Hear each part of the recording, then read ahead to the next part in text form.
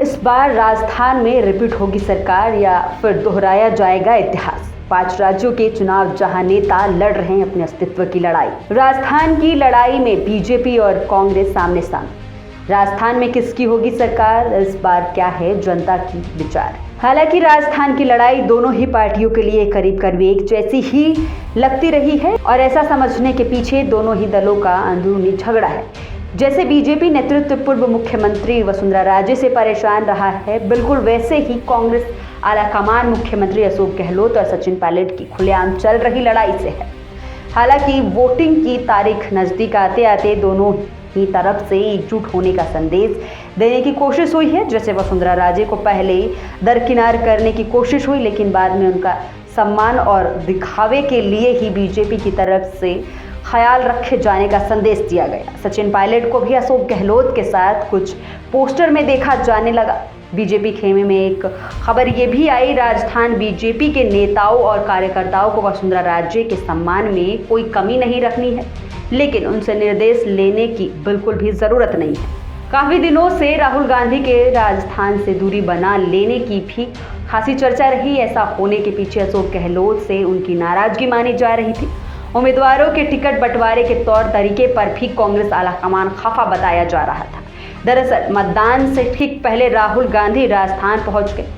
राजस्थान में विधानसभा चुनाव के लिए 25 नवंबर को वोट डाले जाने हैं। 19 नवंबर को राजस्थान के अलग अलग इलाकों में राहुल गांधी के साथ साथ प्रधानमंत्री नरेंद्र मोदी भी मौजूद रहे। पीएम मोदी का भाषण जहां राजस्थान की कांग्रेस सरकार के कामकाज और अशोक गहलोत पर फोकस दिया, राहुल गांधी का पूरा जोर जातिगत गणना की मांग के साथ ओबीसी वोटर पर केंद्रित दिखा। वैसे तो अपना फेवरेट टॉपिक अडानी ग्रुप का कारोबार नहीं भूले और प्रधानमंत्री मोदी को भारत माता की जय की जगह अडानी की जय जयकार की सलाह दे रहे थे। बीजेपी की तरफ से उदयपुर के कन्हैयालाल हत्याकांड को मुद्दा बनाने की काफी कोशिश की गई, लेकिन धीरे धीरे नेताओं के भाषण में दूसरे मुद्दों पर जोर देखा जाने लगा। प्रधानमंत्री नरेंद्र मोदी ने भाषण में भी लाल डायरी के बहाने भ्रष्टाचार का जिक्र सुनने को मिला। प्रधानमंत्री नरेंद्र मोदी के भाषण में भी लाल डायरी के बहाने भ्रष्टाचार का जिक्र सुनने को मिला, लेकिन राहुल गांधी शुरू से ही जिस मुद्दे को लेकर आगे बढ़ रहे हैं उसी पर पूरी ताकत झोंक रहे हैं। अब ओबीसी के बहाने राहुल गांधी जातिगत जनगणना का मुद्दा भी उठा रहे हैं। वो अपनी मांग पर जोर दे रहे हैं और कह रहे हैं कि सरकार आते ही ऐसा करेंगे। ठीक वैसा ही केंद्र में कांग्रेस की सरकार बनाने के बाद करेंगे। दूसरी तरफ बीजेपी अभी ओबीसी सर्वे की तैयारी कर रही है, लेकिन ऐसा लगता है कि विधानसभा चुनाव के नतीजों के आधार पर बीजेपी फैसला लेगी और फिर राहुल गांधी अचानक प्रधानमंत्री मोदी के ओबीसी होने पर भी सवाल खड़े कर दे रहे हैं। असल में बिहार में हुई जातिगत जनगणना की रिपोर्ट आने पर मोदी ने कहा था कि सबसे बड़ी जाति गरीब की है। अब राहुल गांधी पूछ रहे हैं कि अगर ओबीसी कोई जाति नहीं तो मोदी ओबीसी कैसे हो।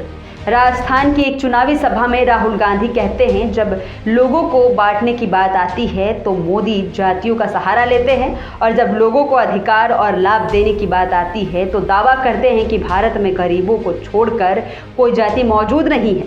हाल के चुनाव प्रचार को देखें तो प्रधानमंत्री नरेंद्र मोदी के खिलाफ बोलते वक्त राजस्थान के मुख्यमंत्री अशोक गहलोत या तो नैतिकता की बात कर रहे थे या फिर अपनी तरफ से तथ्य पेश करके अपनी बात रख रहे थे।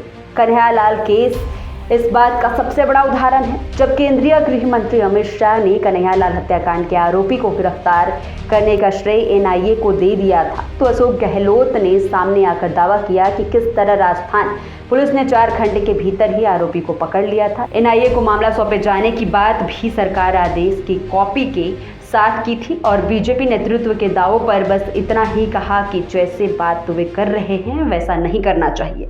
अशोक गहलोत अपनी तरफ से जवाब तो देते रहे, लेकिन राहुल गांधी की तरह आक्रामक नहीं दिखे।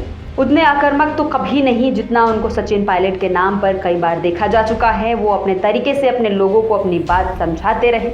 अब राजस्थान पहुंचकर जिस तरीके से राहुल गांधी नैरेटिव को अडानी और ओबीसी की तरह ले जाने की कोशिश कर रहे हैं, सवाल ये उठता है कि क्या इसमें भी अशोक गहलोत के प्रति कोई नाराजगी का असर है। मध्य प्रदेश में तो मल्लिकार्जुन खड़गे बीजेपी को पांडव बताकर कांग्रेस को कौरव साबित कर चुके हैं। आखिर राहुल गांधी का इरादा क्या है?